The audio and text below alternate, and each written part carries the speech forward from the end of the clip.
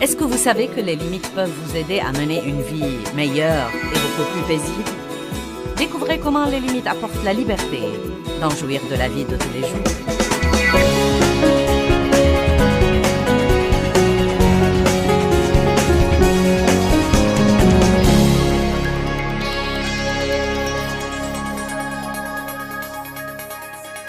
Je crois qu'il y a un moyen de vivre et d'être en sécurité, mais il y a aussi des moyens de nous mettre vraiment en danger. Nous allons parler de mettre des limites qui éliminent le stress de votre vie, d'avoir des frontières et des limites et des marges dans votre vie. En réalité, Dieu m'a demandé l'idée de cette barrière et nous allons prétendre que c'est notre zone de sécurité. Et donc, je peux prêcher pas mal de sermons à l'intérieur de cette barrière. Mais cette barrière que vous voyez représente en fait la parole de Dieu. Et la parole de Dieu devient vraiment une barrière dans nos vies. Elle nous dit ce que nous pouvons faire. Et être en sécurité est ce que nous ferions mieux de ne pas faire pour ne pas nous mettre en danger.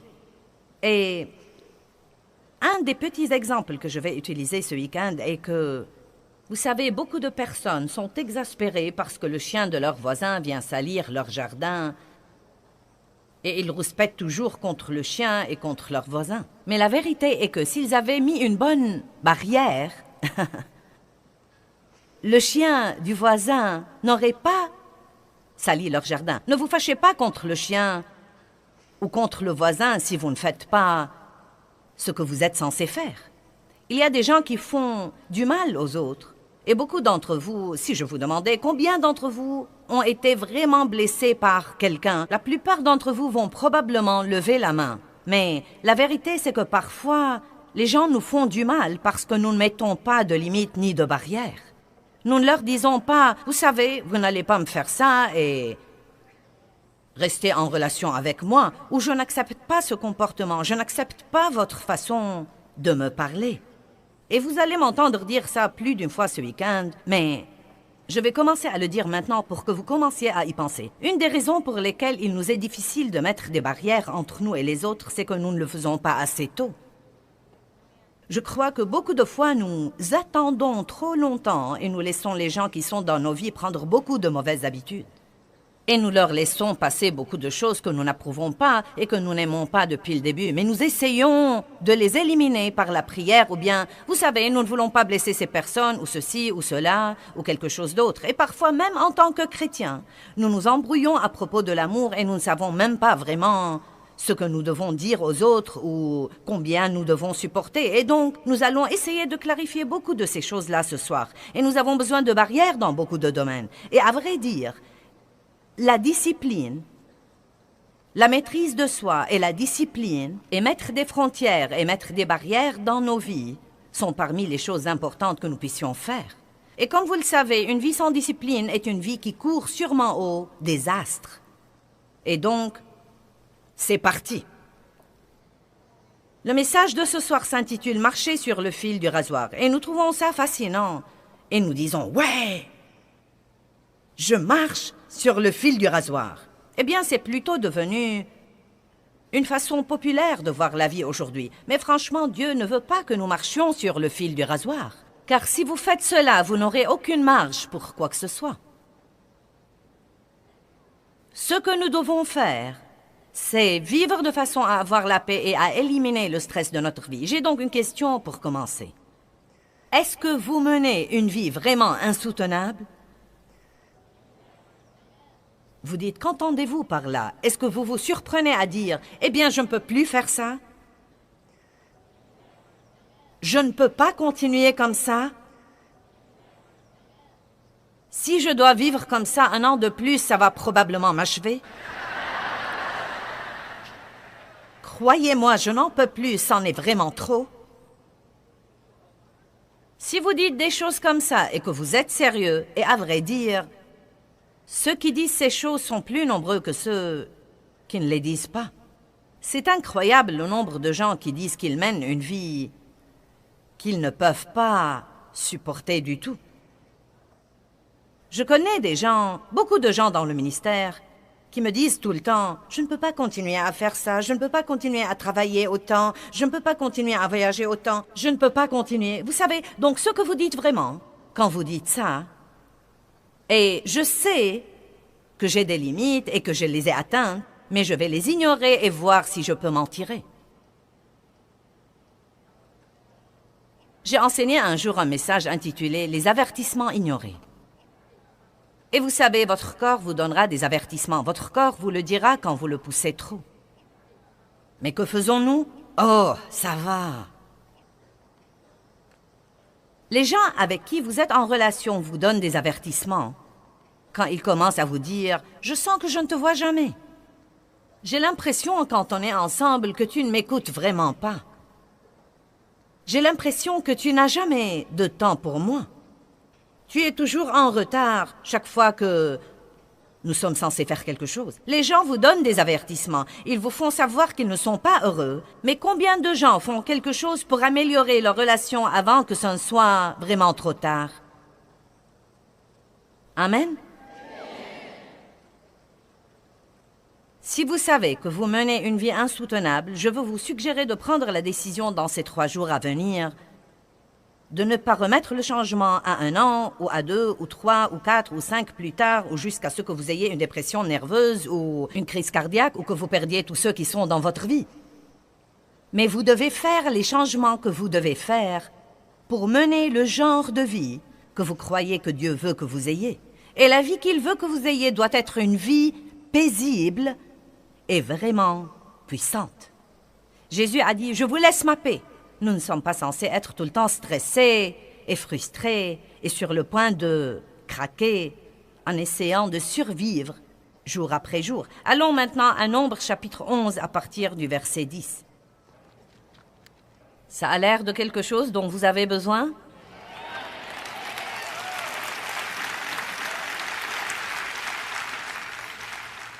Mettre des limites qui éliminent le stress de votre vie.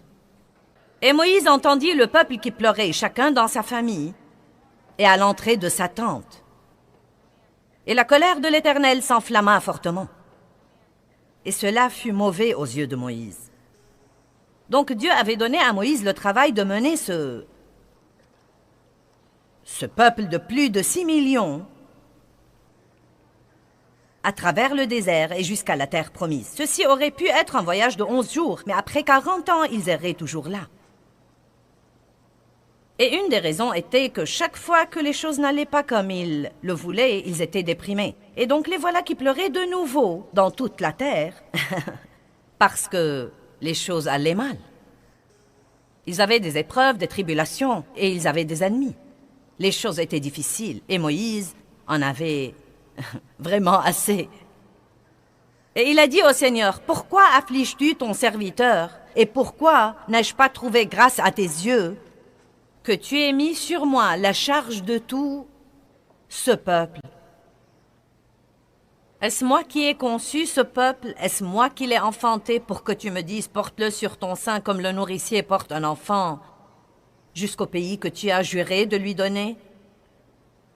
Où prendrais-je de la viande pour donner à tout ce peuple? Car ils pleurent auprès de moi en disant, donne-nous de la viande à manger. » Regardez le verset 14. Je ne puis pas à moi seul porter tout ce peuple, car il est trop pesant pour moi. Maintenant, la raison pour laquelle je soulève cette question, c'est que c'est très démodé dans notre culture américaine d'aujourd'hui de dire « j'en ai assez et je ne peux plus supporter ». Je crois que beaucoup de fois, malgré tout ce que nous faisons, nous croyons que nous devons être capables de faire tout et nous regardons tous les autres qui semblent pouvoir faire tant de choses en même temps. Et vous savez, la dame qui peut travailler à plein temps et élever 5 enfants et gérer sa maison et être dans le comité d'école et être dans le comité d'église. Et nous pensons, je devrais être capable d'être comme ça. Il se peut qu'il y ait des personnes qui soient particulièrement douées pour faire beaucoup de choses comme ça. Mais les gens ne sont pas tous pareils et vous feriez mieux de trouver votre zone de confort et d'apprendre à y vivre Sinon, vous n'allez jamais jouir de votre vie et vous allez finir par vous rendre malade et ruiner toutes vos relations. J'ai un flash info pour vous. Vous n'êtes pas censé être comme quelqu'un d'autre ou rivaliser avec quelqu'un d'autre. Vous devez être la personne que vous êtes et ne pas vous en excuser.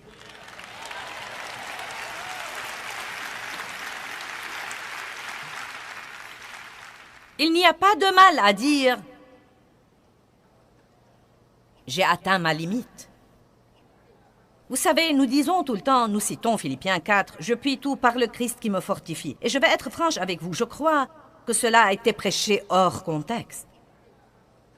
La vérité est que je peux faire toutes les choses que Dieu me donne à faire par le Christ qui me fortifie. Et Paul parle en réalité des épreuves et des tribulations, des moments où tout va très bien et des moments où tout ne va pas très bien. Et il dit « Je puis tout par le Christ qui me fortifie ». Car la Bible nous promet que, quel que soit ce qui vient contre nous, Dieu va nous donner la capacité de le supporter et il va nous montrer le moyen d'en sortir. Mais nous utilisons ce verset pour dire que nous pouvons avoir 3 emplois et faire ceci et faire cela et faire ceci et cela et quelque chose d'autre sans jamais nous reposer et sans jamais dormir et en maltraitant notre corps. Je puis tout par le Christ qui me fortifie. Et vous savez, chaque fois que vous prenez la parole de Dieu hors contexte, ça va créer des problèmes dans votre vie. Maintenant, je ne suis pas une personne qui abandonne. Je fais des séminaires au sujet de ne jamais abandonner et je crois qu'une des raisons pour lesquelles je suis toujours là aujourd'hui, c'est que j'avais cette détermination obstinée de ne pas abandonner. Mais je dois cependant vous dire que vous ne pouvez pas aller au-delà de ce que Dieu vous a appelé à faire. Et vous ne pouvez pas aller au-delà de la grâce de Dieu sur votre vie. Et si ce que vous faites est la volonté de Dieu, il devrait y avoir la grâce, c'est-à-dire sa puissance, qui vous permet toujours de le faire facilement et en ayant toujours la joie. Nous ne sommes pas censés lutter avec tout ce que nous faisons, et tout n'est pas censé être dur, et nous ne sommes pas censés toujours nous pousser. Il y a un temps pour se pousser, et il y a un temps, vous savez, pour s'avancer. Mais tant de gens vivent comme ça parce qu'ils essayent de se maintenir au niveau d'une certaine idée que nous avons aujourd'hui dans notre société ainsi que dans notre culture et qui tue en réalité la plupart des gens. Amen? Vous êtes tous comme...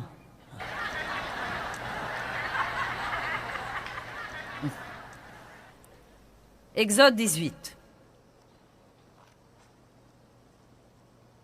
Écoutez-moi bien. Y a-t-il quelqu'un que vous connaissez et que vous aimez et respectez, qui est un bon ami à vous, qui vous dit que vous devez faire des changements radicaux dans votre vie?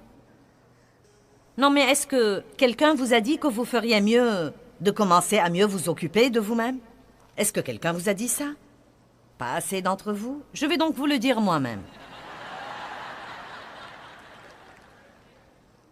Est-ce que quelqu'un vous a dit que vous devriez dormir plus, que vous devriez manger mieux, que vous devriez vous reposer davantage, que vous devriez... Bien. Vous savez, je crois que Dieu parle par les gens, et pas nécessairement par les gens chrétiens. Il a parlé, par exemple, à un prophète par un âne.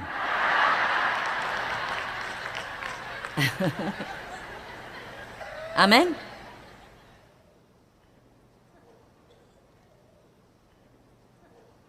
Et Dieu a parlé à Moïse par son beau-père. Vous voyez, Moïse était un de ces gens-là, je crois. Les gens du type leader fort qui veulent faire le tout, qui prennent leurs responsabilités très au sérieux. Je suis comme ça. Si vous me donnez la responsabilité de faire quelque chose, non mais si c'est humainement possible de le faire comme il faut, j'essaye de le faire. Je suis une fanat de faire mon devoir et de faire ce que je promets de faire. Et ce sont de bonnes qualités et de bons traits de caractère. Mais je peux aussi vous dire que, quand j'ai commencé ce ministère par le leadership de Dieu en 1976, j'ai donné des études de Bible à la maison pendant 5 ans et j'ai travaillé dans le ministère de quelqu'un d'autre pendant 5 ans. Et ensuite, pendant les 22 dernières années, nous avons voyagé et nous sommes passés à la télé. Et vous savez, non mais, croyez-moi, c'est agréable de dire, eh bien vous savez, nous sommes à la télé dans le monde entier. Il suffit d'un bip pour le dire comme ça. Psst. Vous savez. Mais, Seigneur, aie pitié, non mais ce qu'il a fallu pour le faire. Non mais l'effort et le travail et la foi et le jugement et les critiques et les malentendus, vous savez, toutes ces choses différentes. Et vous savez, j'ai dû bien apprendre à laisser Dieu être Dieu et à ne pas essayer de faire que les choses se produisent en dehors de leur timing. Et toutes les choses que vous traversez, vous aussi. Mais je vais vous dire quelque chose dont je ne suis pas fière, mais c'est absolument vrai. Je suis dans le ministère depuis 32 ans. Et probablement les 20 premières années où j'étais dans le ministère, je me sentais mal fichue physiquement la plupart du temps. Et je courais chez les médecins, et j'essayais ceci et cela, et je prenais toutes les pilules et les vitamines et tous les trucs naturels qui me tombaient sous la main. Et les médecins me disaient parfois, eh bien tu sais, c'est juste le stress. Un médecin, j'étais chez lui durant 5 minutes et il m'a dit, tu es une personne plutôt intense, n'est-ce pas?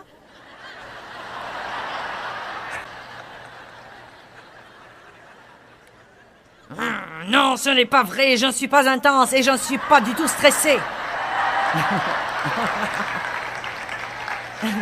Et je ne comprenais pas. Non, mais je ne comprenais vraiment pas.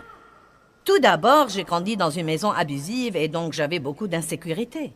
Je ne me suis pas rendu compte que bien que Dieu m'ait appelé au ministère, j'avais toujours quelques mauvais motifs et quelques mauvaises façons de penser parce que je tirais mon estime et je tirais ma valeur de ce que je faisais. Et Dieu ne veut pas que vous tiriez votre estime et votre valeur de ce que vous faites. Il veut que vous sachiez qui vous êtes en lui et ensuite ce que vous le faites pour lui, avec sa grâce et son aide dans votre vie. Et ensuite, vous pouvez en jouir. Et donc, vous savez, les médecins me disaient tout le temps, eh bien, tu sais, ton problème est le stress. Et je leur disais, ce n'est pas le stress. Non, mais cela m'exaspérait parce que je ne savais même pas. Je croyais que le stress voulait dire que je ne savais pas m'y prendre avec la vie. Je voyais que le stress voulait dire que, vous savez, que vous n'aimez pas ce que vous faites. Et je leur disais, j'aime ce que je fais. Je fais ce que je suis appelée à faire. Ne me dites pas que je ne sais pas m'y prendre avec la vie. Vous devriez voir tout ce que je fais.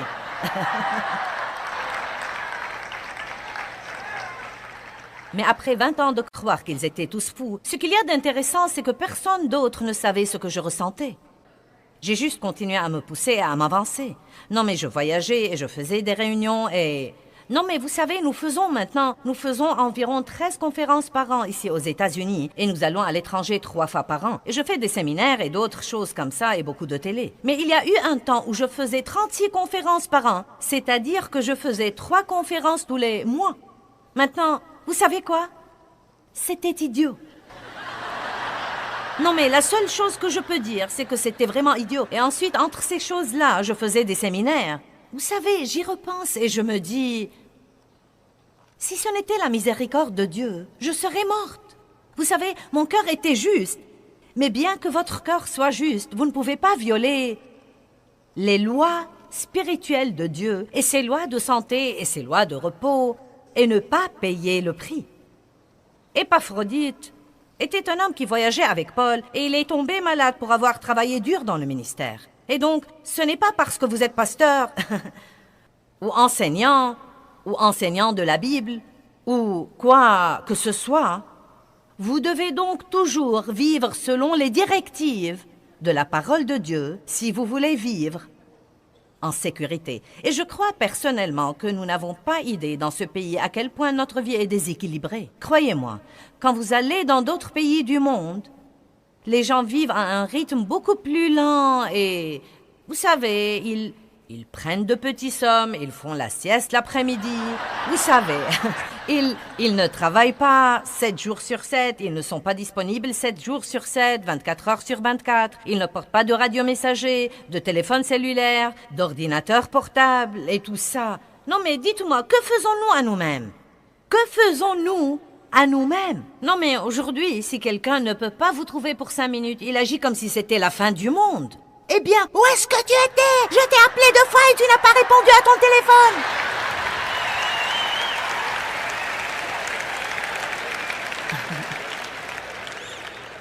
Mais voilà la chose que je veux vous dire.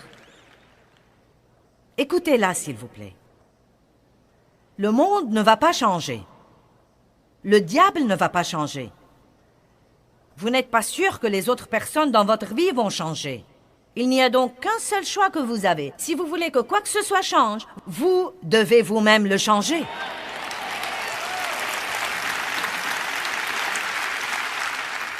Et je veux aussi vous dire très franchement que quand vous le changerez, beaucoup de gens n'aimeront pas ça. Mais quand vous vous tiendrez devant Dieu, vous ne répondrez de personne à part vous-même. Et si vous vivez pour plaire aux gens, le jour où vous craquerez, ces gens-là seront trop occupés pour venir à votre chevet et vous visiter. Et pour ceux d'entre vous qui croient qu'ils n'ont pas le temps, que je vous dise, l'homme qui a une crise cardiaque a tout à coup beaucoup de temps. Et pour ceux d'entre vous qui consacrent chaque heure de leur journée à essayer de gagner plus d'argent et de posséder plus de trucs, et vous travaillez beaucoup trop, et vous vous laissez entraîner dans ce système fou, quand vous serez sur votre lit de mort, vous n'allez pas demander votre solde bancaire. Ça ne va pas vous intéresser, vous allez vouloir votre famille, vos amis, et si vous ne prenez pas le temps de nouer des relations maintenant, écoutez-moi bien, vous ne pouvez pas avoir de bonnes relations sans investir un temps de qualité. J'ai entendu ça et je l'ai trouvé très intéressant. Écoutez ça. Toutes nos relations dans la vie sont nourries dans la marge de notre vie personnelle. Et votre marge est le temps que vous avez entre vos différentes activités. Comme, quelle est la marge que vous avez le matin avant de quitter la maison pour courir au travail? Quelle est la marge que vous laissez entre les rendez-vous? Quelle est la marge que vous laissez pour pouvoir vraiment passer un temps de qualité avec votre famille pendant la soirée? Combien de gens aujourd'hui ont des repas de famille? On n'en entend plus parler. Une des choses dont mes enfants se souviennent, c'est que tous les soirs, quand ils étaient petits, nous nous mettions à table et nous avions notre repas de famille. Je me rends compte que les temps ont changé. Mais vous savez, nous devons juste arrêter d'utiliser cette excuse. Eh bien, les temps ont changé, les temps ont changé, les temps ont changé. Vous savez quoi? Dieu n'a pas changé. Il n'a pas changé. Et je ne vous donne pas une règle comme quoi vous devez avoir un dîner de famille tous les soirs, mais je dis tout simplement, quand vous y pensez, vous ne nourrissez pas vos relations au travail. Vous ne nourrissez pas vos relations quand vous courez d'un rendez-vous à l'autre. Donc le seul temps que nous avons vraiment dans notre vie pour bâtir et nourrir et cultiver nos relations, c'est dans les marges de notre vie. Et c'est désolant que tant de gens n'ont aucune marge. Nous courons d'une chose à une autre, à une autre, à une autre, à une autre, à une autre. Et ensuite, quand nous sommes avec les personnes que nous aimons, nous sommes si stressés que nous rouspétons contre tout le monde. Je prêche bien, vous feriez donc aussi bien de m'applaudir.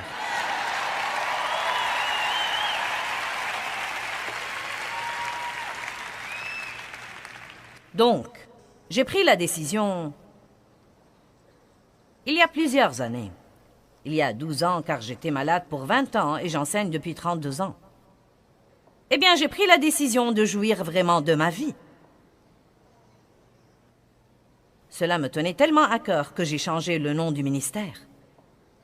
Car Jésus a dit, « Je suis venu afin que vous ayez la vie et que vous en jouissiez et que vous l'ayez abondamment, complètement jusqu'au débordement. Et puisque Jésus est mort pour moi, pour que j'aie la vie et pour que je jouisse de ma vie, je ne vais plus laisser le diable me la voler. »